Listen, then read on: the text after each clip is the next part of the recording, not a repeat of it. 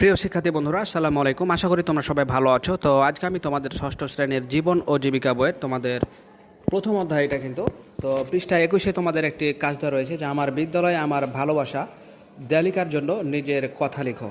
তো আজকে আমরা এই কথাগুলো লিখবো আর কি। তো সুন্দর করে আমি তোমাদের সমাধানটা করে দিয়েছি, জাস্ট তোমরা সুন্দর করে লিখে নেবে। তো প্রিয় শিক্ষার্থী, তোমাদের একটা কথা বলে রেখে আমরা ক্লাস 1 থেকে শুরু করে ক্লাস 10 পর্যন্ত সকল শ্রেণীর সকল সমাধানগুলো আমরা পর্যায়ক্রমে করে দিচ্ছি। তোমরা সেই ভিডিওগুলো সবার আগে পেতে চ্যানেলটি সাবস্ক্রাইব করে আজও আমাদের সদস্য হয়ে যাও। তো চলো যাই, শুরু করা যাক। তো প্রিয় শিক্ষার্থী, তোমরা দেখতে পাচ্ছ যে আমার বিদ্যালয় আমার ভালোবাসা, দেয়ালিকার জন্য নিজের কথাগুলো এখানে লিখে দেওয়া হয়েছে। তো আমি 5টি পয়েন্ট তোমাদের জন্য দিব। তো প্রথমে তোমরা 1 নম্বর পয়েন্টে দেখতে পাচ্ছ। তো আসলে নিজের কথা দেয়ালিকাতে কী লিখতে হয় সেটা আগে তোমাদের একটু বলি। আসলে দেয়ালিকাতে কিন্তু তুমি যাইতে কথা লিখতে পারবে না, এটা তোমার উক্তি আকারে কিছু গুরুত্বপূর্ণ কথা কয়েকটা পয়েন্ট আকারে তুমি দিতে পারবে। তো ঠিক এরকমই আমি 5টি পয়েন্ট তোমাদের জন্য দিয়ে দিচ্ছি, তোমরা যে কোনো একটি দিতে পারো।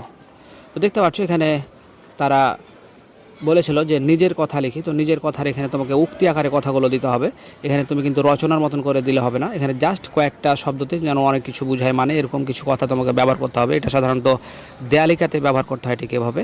তো দেখতে পাচ্ছ যে এখানে 1 নম্বর আমরা দেখতে পাচ্ছি যে একজন আদর্শ শিক্ষক ব্যতি রেখে আদর্শ বিদ্যালয় কল্পনা করা যায় না, এটা একটা হতে পারে। 2 নম্বর হতে পারে যে আমরা সবাই বিদ্যালয়ের কাছ থেকে চিরঋণী চিরকৃতজ্ঞ, এটা একটা হতে পারে। তো দেখো এই কথাগুলোর মানে কিন্তু অনেক গভীর, মানে হয়তো বা টাইটেল আকারে কিছু দেওয়া রয়েছে কিন্তু এর কিন্তু গভীরতা অনেক। ঠিক এরকমই কথাগুলো তোমাদের দিতে হবে আর কি। তো এরপর আমরা 3 নম্বর দেখতে পাচ্ছি যে শিক্ষায় ঐক্য, শিক্ষায় মুক্তি। 4 নম্বর হতে পারে একজন ব্যক্তির শিক্ষার সবচেয়ে গুরুত্বপূর্ণ দিন হলো বিদ্যালয়ের প্রথম দিন। তো এরপর আমরা 5 নম্বর দেখতে পাচ্ছি মানুষকে সভ্য করে তোলার একমাত্র মাধ্যম হচ্ছে বিদ্যালয়।